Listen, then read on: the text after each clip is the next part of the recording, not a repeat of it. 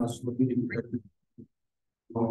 من الشیطان الرجیم بسم اللہ الرحمن الرحیم۔ آج ہم تیسرے پارے کی سورۃ البلد پڑھیں گے۔ اس سورہ مبارکہ کا نام سورۃ البلد، بلد کا معنی ہوتا ہے شہر۔ سورۃ البلد اس کا نام اس لیے رکھا گیا کہ اس کی سب سے پہلی آیت مبارکہ میں لفظ بلد آیا ہے، لا اقسم بہذا البلد، میں قسم کھاتا ہوں اس شہر میں۔ آپ دیکھیں کہ اللہ رب العزت اس شہر سے مراد مکہ مکرمہ ہے، مکہ مکرمہ کی قسم کھا رہے ہیں۔ مکہ مکرمہ کی اللہ رب العزت کی طرف سے قسم کھائی جا رہی ہے، اور پھر آگے دوسری بات یہ فرمائی جا رہی ہے کہ وَأَنْتَ حِلٌّ بِهَذَا الْبَلَدِ، مکہ مکرمہ کی اپنی شان، اپنی عظمت، اس میں بیت اللہ موجود، اس میں صفا مروہ موجود، اس میں عرفات اور مزدلفہ موجود، سب چیزوں کے ساتھ ساتھ جو سب سے اہم ترین معاملہ جس کو الگ سے خاص طور پر ذکر کیا گیا وہ معاملہ کیا ہے؟ وَأَنْتَ حِلٌّ بِهَذَا الْبَلَدِ، کیا میرے حبیب کریم صلی اللہ علیہ وسلم آپ کا قیام ہے اس شہر میں، آپ کا وجود مسعود ہے اس شہر میں، اور یہ ایسی چیز ہے کہ جس پر اللہ رب العزت کی طرف سے قسم کھائی جا رہی۔ تو مکہ مکرمہ کی قسم، اور اس کے بعد رسول اللہ صلی اللہ علیہ وسلم کے وہاں قیام اور وجود کی قسم۔ اور بعض رات میں وَأَنْتَ حِلٌّ بِهَذَا الْبَلَدِ کی وضاحت میں یہ لکھا ہے کہ یہاں پر حلٌ سے مراد ایک ہوتا ہے حالت احرام میں ہونا، اور مکہ مکرمہ کی حرمت، وہاں قتال کی اجازت نہیں، وہاں کسی قسم کا انتقام اور بدلہ لینے کی اجازت نہیں، اس کی وجہ سے کفار کی سرکشی اور ان کا جو طرز عمل ہے، تو فرمایا کہ اے میرے حبیب صلی اللہ علیہ وسلم، آپ کو اس معاملے میں یہ جو پابندی ہے، ان پابندیوں سے بھی اللہ رب العزت کی رحمت سے آزادی مل جائے گی، اور اس کے بعد آپ ان کو سبق سکھا سکیں گے۔ اور جیسا کہ فتح مکہ کے موقع پر اللہ رب العزت نے حضور رحمت صلی اللہ علیہ وسلم کو یہ اختیار دیا تھا، وہ الگ بات ہے کہ آقا کریم صلی اللہ علیہ وسلم نے لا تثریب علیکم اليوم کا اعلان فرمایا، اور یہ فرمایا کہ میں آج آپ لوگوں سے وہی بات کہتا ہوں جو بات حضرت یوسف علیہ السلام نے اپنے بھائیوں سے ارشاد فرمائی تھی۔ ووالد وما ولد، اور قسم ہے والد کی، والد جد امجد انسانیت کے حضرت آدم علیہ السلام، یا ہر والد، وما ولد، اور ہر اولاد کی قسم، یعنی حضرت آدم کی ساری اولاد یا ہر آدمی اور اس کی اولاد کی قسم۔ اور آگے پھر چونکہ تذکرہ انسان کی تخلیق اور پیدائش کا ہے، اسے فرمایا لقد خلقنا الانسان فی کبد، کہ بے شک انسان فی کبد، مشقت میں پیدا کیا گیا۔ انسان کی جو پیدائش اور ولادت ہے وہ بھی ایک مشقت والا مشکل معاملہ، اور اس کی ماں کے لیے اور اس کی ولادت کے مرحلے کے معاملے میں مشقت اور مشکل، اور پھر جب انسان دنیا میں آ گیا تو اب یہ دنیا کی زندگی بھی اللہ رب العزت نے ایمان والوں کے لیے آزمائشوں اور امتحان والی زندگی بنا دی، اور فرمایا الدنیا سجن المؤمن و جنت الکافر، کہ یہ دنیا ایمان والے کے لیے قید خانہ اور کافر کے لیے جنت۔ اور فرمایا حفت الجنت بالمکارہ، اللہ رب العزت نے جنت کو ناپسندیدہ اور ناگوار چیزوں سے ڈھانپ رکھا ہے۔ نیند چھوڑنا مشکل ہے، سردی میں وضو کرنا مشکل ہے، اور اسی طرح بے شمار چیزیں، اپنے مال کو خرچ کرنا انسان کی طبیعت پر گراں گزرتا ہے، اپنی جان کی قربانی دینا انسان کے لیے مشکل ہوتا ہے۔ تو جہاد کے اندر جان کی قربانی دینا، شہادت کے رتبے تک پہنچنا، اور معمولی سے معمولی عمل سے لے کر بڑے سے بڑا عمل، حج کے لیے نکلیں تو کتنا مشقت والا کام۔ تو فرمایا کہ اللہ رب العزت نے انسان کے معاملے کو اس طرح بنا دیا کہ لقد خلقنا الانسان فی کبد، انسان کو مشقت میں ڈال دیا، اور اس کے ساتھ ساتھ انسان پر حالات آتے ہیں۔ دیکھیں یہ جو اپنے رشتوں کے چھن جانے کا صدمہ ہے، کتنا بڑا صدمہ ہے، بیماریوں کا آنا کتنا بڑا صدمہ ہے، حالات کا آنا کتنا بڑا صدمہ ہے، فقر و فاقہ اور تنگ دستی کا شکار ہونا کتنا بڑا صدمہ ہے، اور یہ ہر مرحلے پر انسان کے ساتھ یہ جو حالات آتے ہیں، یہ حالات اللہ رب العزت نے انسان کی دنیا کی زندگی کو بنایا ہی ایسے، تو انسان کی تخلیق ہی ایسی ہے، ورنہ تو انسان یہ چاہے گا کہ بھائی ساری زندگی میرے سارے رشتے سلامت رہیں، ساری زندگی میرے سارے اعضاء و جوارے سلامت رہیں، میری بینائی اور سماعت اور ہر چیز سلامت رہے، لیکن آہستہ آہستہ آدمی قطرہ قطرہ کر کے فوت ہونا شروع ہوتا ہے، اور اس کے اعضاء جواب دینا شروع ہوتے ہیں، اور اس کے رشتے ٹوٹنا شروع ہوتے ہیں، اور کتنی کتنی مشقتیں اور کن کن حالات سے اللہ تعالیٰ گزارتے ہیں۔ اور دوسری جگہ فرمایا کہ ہم جو ہے وہ انسان کو مختلف قسم کی آزمائشوں میں ڈالتے ہیں، من الخوف والجوع ونقص من الاموال والانفس والثمرات، کہ ہم کبھی تنگی سے دوچار کرتے ہیں، کبھی خوف سے دوچار کرتے ہیں، کبھی بیماری سے، کبھی فقر و فاقہ سے، یہ مختلف حالات اللہ رب العزت کی طرف سے آتے ہیں۔ اور پھر جو انسان ان حالات کے آنے کے بعد اپنے رب کی رضا پر راضی ہو جاتا ہے، اپنے رب کی بارگاہ میں صبر کرتا ہے، اس کے لیے بشارت ہے، اور اللہ رب العزت کی طرف سے وہ حقیقی معنوں میں راہ ہدایت کے اوپر ہے۔ تو لقد خلقنا الانسان فی کبد، یہ زندگی اللہ نے مشقتوں والی بنائی، اور احادیث مبارکہ میں آتا ہے جیسے کہ فرمایا کہ اللہ رب العزت کی طرف سے یہ اعلان ہوتا ہے، جنت کو سنوارا جاتا ہے، اور رمضان المبارک میں آپ حضرات نے مشہور حدیث مبارکہ سنی ہوگی، اور فرمایا جاتا ہے کہ قریب ہے کہ میرے بندے دنیا کی مشقتوں کو اپنے اوپر سے پھینک کر تمہارے پاس آ جائیں گے۔ تو یہ دنیا کی زندگی اللہ رب العزت نے آزمائشوں اور مشقتوں والی بنائی ہے، اور آخرت کی زندگی جو ہے وہ سکون اور راحت والی۔ اَيَحْسَبُ الْإِنسَانُ أَن لَّن يَقْدِرَ عَلَيْهِ أَحَدٌ، اَيَحْسَبُ الْإِنسان اَيَحْسَبُ أَن لَّن يَقْدِرَ عَلَيْهِ أَحَدٌ، کیا انسان یہ گمان کرتا ہے، کوئی آدمی، کوئی بھی، ہر آدمی مراد ہے کسے باشد، کہ وہ یہ تمنا اور توقع رکھتا ہے کہ لن یقدر علیہ احد، کہ کوئی اس کے اوپر دسترس نہیں رکھتا، کوئی اس کے اوپر قدرت نہیں رکھتا۔ ظاہر ہے کہ اللہ تعالیٰ کی ہر بندے پر قدرت ہے۔ اور یقول اہلکت مالا لبدا، اور وہ یہ کہتا ہے کہ میں نے ڈھیروں مال خرچ کیا۔ بے شمار ایسے لوگ تھے، ولید بن مغیرہ کا خاص طور پر نام لیا جاتا ہے، اور ہر ایک آدمی کا مزاج ہے کہ جس کسی نے بھی مال و دولت پایا ہوتا ہے، یا جس کے پاس اختیار و اقتدار ہوتا ہے، وہ یہ سمجھتا ہے کہ میں نے تو بڑا بندوبست کر رکھا ہے، اور میں نے یہ گھر بنا رکھے ہیں، کوٹھیاں بنا رکھی ہیں، محلات بنا رکھے ہیں، اور میں نے جو ہے وہ اپنا کاروبار اور فلاں فلاں چیزیں سیٹ کر رکھی ہیں، اور میں نے لوگوں کو بہت دیا ہوا ہے۔ تو اپنی طرف سے انسان یہ سمجھتا ہے کہ میں نے یہ کمال کیے ہوئے ہیں۔ فرمایا کہ وہ یہ گمان کرتا ہے اہلکت مالا لبدا، کہ میں نے ڈھیروں مال خرچ کیا۔ ایحسب ان لم یرہ احد، اور وہ یہ گمان کرتا ہے اور یہ سمجھتا ہے کہ اس کو کسی نے نہیں دیکھا، یعنی وہ جو بھی کرتا ہے وہ سمجھتا ہے میں تو بڑی ہوشیاری سے کر رہا ہوں، بڑی مکاری سے کر رہا ہوں، چھپ کر رہا ہوں۔ تو فرمایا کہ ایسی بات نہیں ہے، یہ ہر چیز رب ذوالجلال کے ریکارڈ میں ہے، اللہ رب العزت کی بارگاہ میں اس کے سامنے ہے۔ الم نجعل لہ عینین، پھر اللہ رب العزت نے انسان کو اس کی اوقات دلائی۔ جیسے آپ نے دیکھا نا، یہاں کوئی بندہ تھوڑا سا ذرا آکڑ دکھائے یا تھوڑا سا آنکھیں دکھائے تو کیا کہتے بھائی تم اپنی اصلیت بھول گئے ہو، تم کون تھے، ہم نے تمہیں یہاں لایا۔ آج بھی ایک صاحب یہاں تشریف لائے تو وہ کسی کا تذکرہ کرنے لگے تو کہنے لگے جی یہ ہمارے علاقے کا دیہاتی تھا، فلاں فلاں تھا، اور میں نے اس کو وہاں سے لایا تھا اور یہ کیا۔ تو سبحان اللہ، ہر آدمی انسانی فطرت ہے، تو وہ گلے کے انداز میں کہہ رہے تھے۔ اور ایک اور عالم تشریف لائے کشمیر سے، تو یہاں ایک ماشاءاللہ بڑے ایک نوجوان ہمارے ساتھی ہیں، اور بڑا اچھا وہ یعنی دینی کام بھی کرتے ہیں، کاروباری معاملات میں بھی اللہ تعالیٰ نے ان کو بہت عزت دی۔ تو وہ ان کے جو استاد ہیں وہ یعنی کیا کہتے ہیں اسے، خوشی کے اظہار کے لیے کہ جی یہ بچہ تھا اور میں اس کے گھر گیا اور اس کے والد کو میں نے جا کے کہا کہ میں آج آپ سے ایک چیز مانگنے آیا ہوں۔ تو وہاں پہ بندوق لٹکی ہوئی تھی اور پتہ نہیں فلاں فلاں چیزیں تھیں ان کی قیمتی، تو انہوں نے سمجھا کہ پتہ نہیں یہ مولانا مجھ سے کیا چیز مانگنے لگے۔ تو کہنے لگے کہ میں نے آخر میں ان کو نا، اس بچے پر، اس نوجوان کا نام ہے تابع شیدری نام ہے، یہ ہمارے مولانا شہزاد صاحب تنویر صاحب تشریف فرمائے، تو یہ ماشاءاللہ مولانا شہزاد صاحب کہاں ہیں جی، مولانا شہزاد صاحب یہاں آ کے میرے پاس آئے ہیں، مولانا شہزاد صاحب یہ بھی جی عمرہ کر کے تشریف لائے ہیں، تو اللہ تعالیٰ ان کا عمرہ قبول فرمائے اور اپنی بارگاہ میں۔ تو یہ ان کے وہ ساتھی ہیں جن کا میں تذکرہ کر رہا ہوں، تابع شیدری ان کا نام ہے۔ تو وہ مولانا کیا کہنے لگے کہ جی میں نے ان کے والد سے کہا کہ میں نے آپ سے کوئی چیز لینی، تو انہوں نے کہا جی ٹھیک ہے حضرت آپ میرے گھر ہیں، آپ جو کہیں گے وہ دوں۔ تو میں نے کہا کہ میں نے اپنے لیے چیز نہیں لینی، آپ کے لیے لینی ہے اور آپ کا یہ بچہ لینا ہے۔ کہنے لگے میں نے اس کو لیا اور آ کے الحمدللہ میں نے اس کو قرآن کا حافظ بنایا، پھر دین پڑھانے کے لیے بھیجا، پھر کراچی سے بھجوا دیا، اور الحمدللہ آج یہ اتنا بڑا عالم ہو کر دینی کام کر رہا ہے۔ تو فرمانے لگے کہ یہ میرا صدقہ جاری۔ تو ہر انسان کوئی احسان سمجھ کے تذکرہ کرتا ہے، اور کوئی جو ہے وہ اپنا گلا کرنے کے لیے یا بلا وجہ احسان جتلانے کے لیے کرتا ہے۔ تو اللہ تعالیٰ نے بندے کو اس کی اوقات یاد دلائی۔ الم نجعل لہ عینین، کیا ہم نے ان کے لیے دو آنکھیں انسان کے لیے نہیں بنائی، وَلِسَانًا وَشَفَتَيْنِ، اس زبان بھی ہم نے اس کو دی، وَشَفَتَيْنِ، ہونٹ بھی ہم نے اس کو دیے، وَهَدَيْنَاهُ النَّجْدَيْنِ، اور ہم نے اس کو دو راستوں کی طرف رہنمائی کر دی۔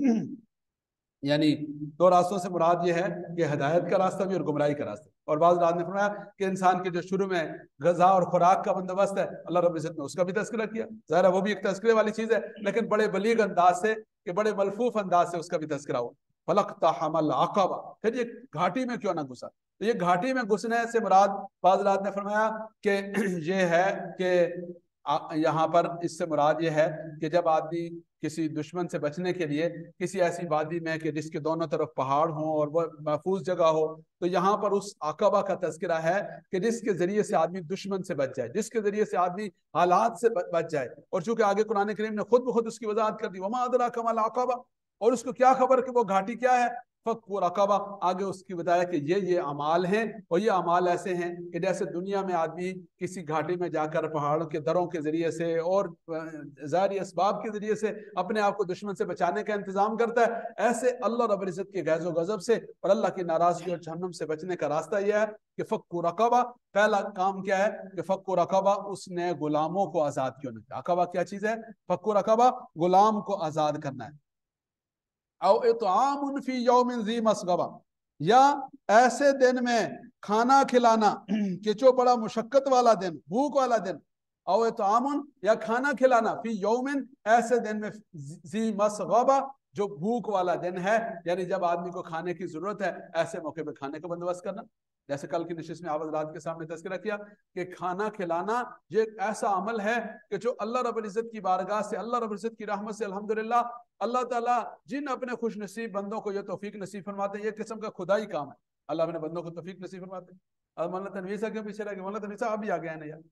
مولانا تنویر صاحب جی یہ ہماری راول ڈیم سے جب آپ آتے ہیں، یعنی فیض آباد سے راول ڈیم آتے ہیں تو مین روڈ پہ مسجد، اور ماشاءاللہ مولانا کو اللہ جزائے خیر نصیب فرمائے. پورا رمضان کا مہینہ افطاری کا انتظام، اور ٹرکوں والے اور گاڑیوں والے سارے آ کے وہاں رکتے ہیں، اور جب یہ شروع کرتے ہیں تو اس وقت یہ ہوتا ہے کہ خالی ہاتھ ہوتے ہیں. اللہ اپنی رحمت سے الحمدللہ بندوبست کرتے ہیں. تو کل بھی میں نے آپ حضرات کے سامنے کارگزاریاں بیان کی، تو اللہ تعالیٰ اپنی رحمت سے ہمارے ان ساتھیوں کی، جوانوں کی زندگیوں میں برکتیں نصیب فرمائے.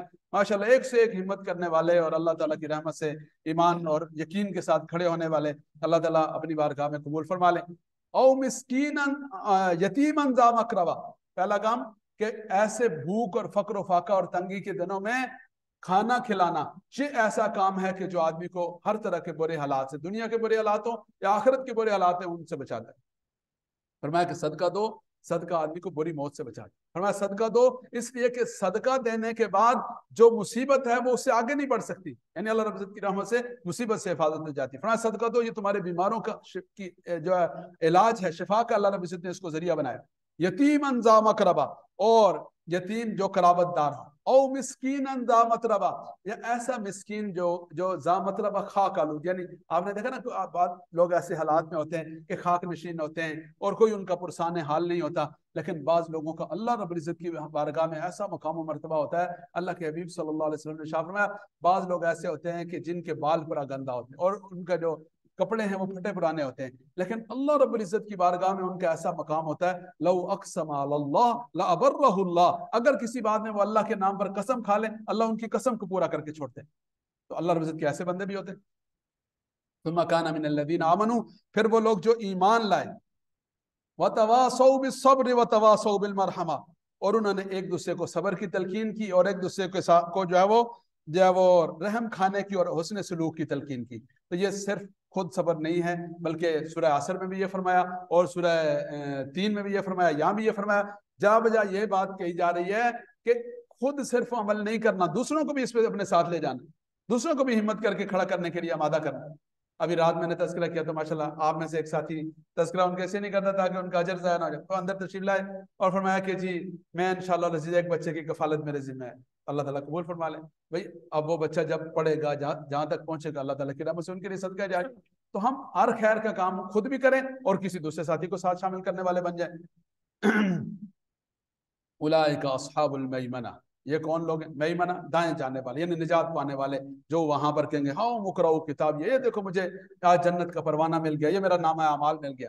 والذین کفروا بآیاتنا، وہ لوگ کہ جنہوں نے ہماری آیات کا انکار کیا.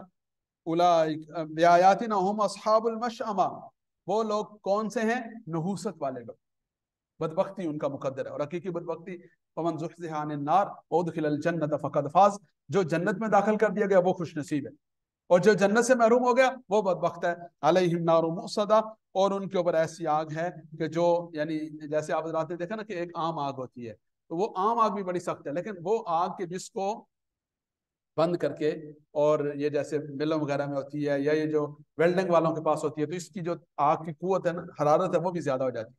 تو ایسی آگ جو ان کے اور بند کی ہوئی اور اس آگ کے اندر ان کو جھونک دیا گیا ہو اور اس کی شدت کو بڑھا دیا گیا ہو، ایسی آگ جو بند کی ہوئی آگ ہے وہ ان کے اوپر مسلط کی جائے گی۔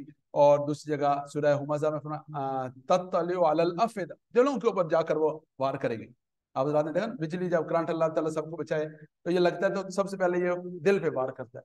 تو اس لیے اس طرح جہنم کی آگ کا تذکرہ فرمایا۔ اللہ تعالیٰ اپنی رحمت سے ہم سب کی حفاظت فرمائیں اور دین دنیا کی خیروں سے نوازیں۔ آخر دعوانا الحمدللہ رب العالمین۔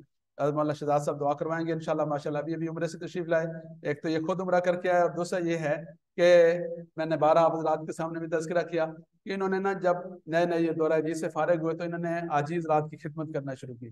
یہ جو تربیت کا کام ہے اور حاجی رات کو حج کے لیے تیار کرنے کا، تو ماشاءاللہ ان میں سب سے پہلے مولانا شہزاد صاحب حضرات کے سامنے تو اللہ پاک نے کرم فرمایا۔ سب سے پہلے تو ان کو اللہ نے اپنے حج کا انتظام کروایا۔ وہ آپ حضرات کے سامنے کارگزاری آئی نا کہ ان کے ایک دور پار سے عزیز ہیں فون کیا کہ آپ نے حج کے لیے جانا ہے؟ انہوں نے کہا جی کیوں نہیں جانا، انشاءاللہ جانا ہے۔ تو انہوں نے کہا جی 3 لاکھ روپیہ میں دوں گا، باقی کا آپ انتظام کریں۔ تو انہوں نے کہا جی جس نے بھیجنا ہوگا وہ باقی کا بھی انتظام کر کے بھیجے گا۔ پھر شام کو دوبارہ فون کیا کہ جی نہیں بس آپ اللہ کا نام لے کے جائیں، انشاءاللہ آپ کے حج کا انتظام کر۔ تو اللہ نے حج کے لیے بلایا اور پھر اس کے بعد الحمدللہ ثم الحمدللہ مستقل طور پر ان کا حج عمرے کا کام ہے۔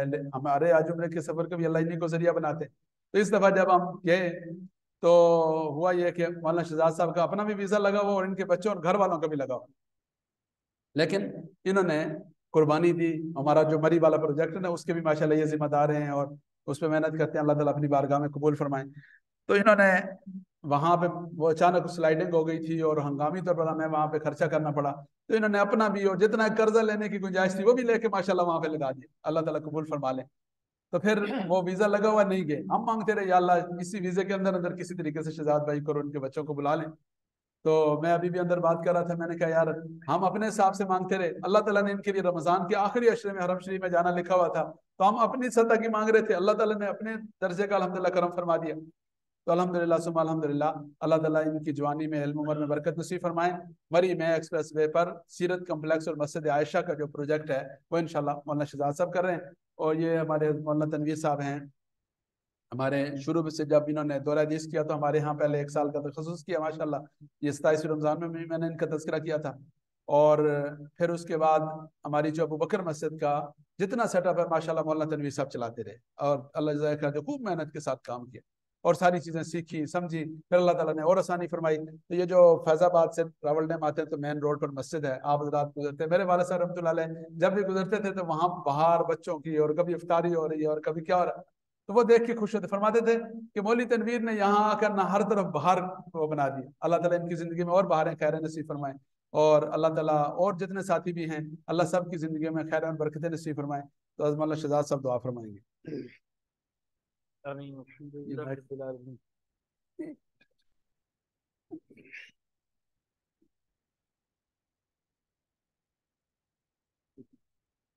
آمین الحمدللہ رب العالمین والعاقبۃ للمتقین والصلاة والسلام علی سید الانبیاء والمرسلین اللہم صلی علی محمد النبی الامی الکریم یا ارحم الراحمین یا ارحم الراحمین یا ارحم الراحمین۔ اے اللہ ہم سب کا یہاں جمع ہونا قبول فرما۔ اے اللہ جتنے احباب یہاں درس قرآن میں تشریف فرما ہوئے اللہ سب کا ان کو یہاں پہ آنا اور یہاں پہ بیٹھنا قبول فرما۔ اے اللہ جتنی دیر درس ہوا جو کچھ کہا گیا سنا گیا اللہ سب کو اپنی بارگاہ الہی میں قبول و منظور فرما۔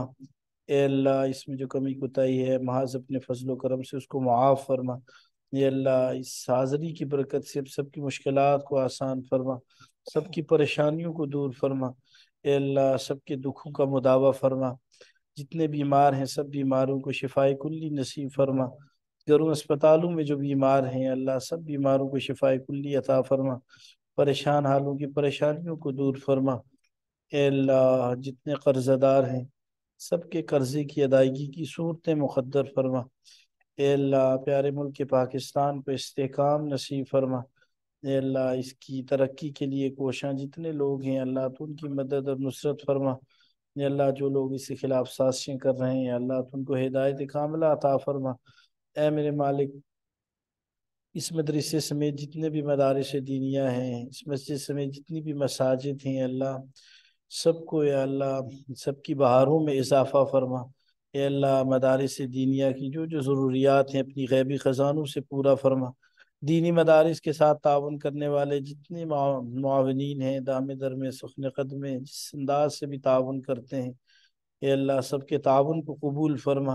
اے اللہ اس کے بدلے دنیا آخرت کی خیریں ان کو عطا فرما، ان کے کاروبار میں زندگیوں میں خوب برکت عطا فرما۔ اے اللہ ہماری دعاؤں کو قبول فرما۔ اے اللہ جتنے بے جوڑ رشتوں کے گھروں میں بیٹھے ہوئے بچیاں اور بچے ہیں، اچھی جگہ ان کی رشتوں کی صورتیں مقدر فرما۔ شارک سے زیادہ قریب 70 ماہ سے زیادہ پیار کرنے والے میرے مالک سب کے دل کی نیک تمناؤں اور نیک حاجات کو پورا فرما۔ اے اللہ سب کو بار بار حرمین کی حاضری نصیب فرما۔ اے اللہ سب کو بار بار حرمین کی حاضری نصیب فرما۔ اے اللہ اس سال حج کے لیے جتنے لوگوں نے ارادہ کیا ہوا ہے، اے اللہ آپ ان کے لیے جانے کے اسباب مہیا فرمائیے اور سب کی حاضری کو قبول فرمائیے۔ اے اللہ پیارے ملک پاکستان کو معاشی طور سے مستحکم فرما۔ اے اللہ آج غریب پس رہے ہیں، مشکلات کا شکار ہیں، اے اللہ آپ کے امر کن سے سارے حالات بدلتے ہیں۔ اے اللہ اپنی خصوصی مدد اور نصرت ہمارے ملک پاکستان پر عطا فرما۔ اے اللہ ہر طرح کی خیریں عطا فرما، ہر طرح کے شرور سے سب کو محفوظ فرما۔ اے اللہ جتنے لوگ یہاں موجود ہیں دعا کے لیے ہاتھ اٹھائے ہوئے ہیں، سفید ریش بھی ہیں، علماء کرام بھی ہیں، یا اللہ ان اٹھے ہوئے ہاتھوں کا واسطہ جس کے دل میں جو نیک تمنا ہے، جو جائز حاجت ہے آپ خوب جانتے ہیں۔ یا اللہ آپ علیم بذات الصدور ہیں، اللہ سب کی نیک حاجات اور نیک تمناؤں کو پورا فرما۔ یا اللہ سب کے کاروبار میں گھر بار میں خوب برکتیں عطا فرما، روحانی جسمانی بیماریوں سے سب کو محفوظ فرما۔ میرے اللہ ہماری دعاؤں کو قبول فرما۔ اے اللہ جو مانگا وہ بھی عطا فرما، جو مانگنا چاہیے تھا نہیں مانگ سکے ہمارے حال کے بہتر ہے، اللہ ہمیں وہ بھی عطا فرما۔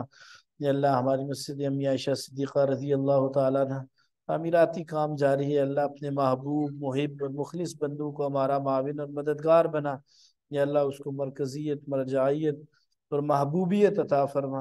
اے اللہ اس مدرسے کی بہاروں میں اضافہ فرما۔ اللہ استاد جی جو محنت کر رہے ہیں یا دیگر اساتذہ کرام قاری صاحبان جو محنت کر رہے ہیں، اللہ سب کی محنتوں کو قبول فرما۔ یا اللہ اس مدرسے کو ثمرآور فرما، اس کے جتنے بھی طلباء ہیں اللہ ان کو اپنے دین کے لیے قبول فرما۔ یا اللہ اس محلے میں جتنے لوگ ہیں اللہ ان سب کی یا اللہ ہر طرح کی یا اللہ کفایت فرما، ہر طرح کی اللہ مدد اور نصرت فرما۔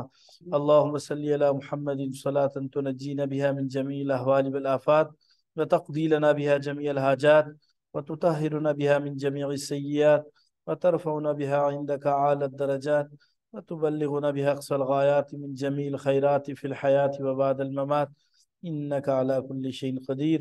صلی اللہ تعالی علی خیر خلقہ محمد وآلہ وصحبہ اجمعین برحمتہ۔ آمین یا رب۔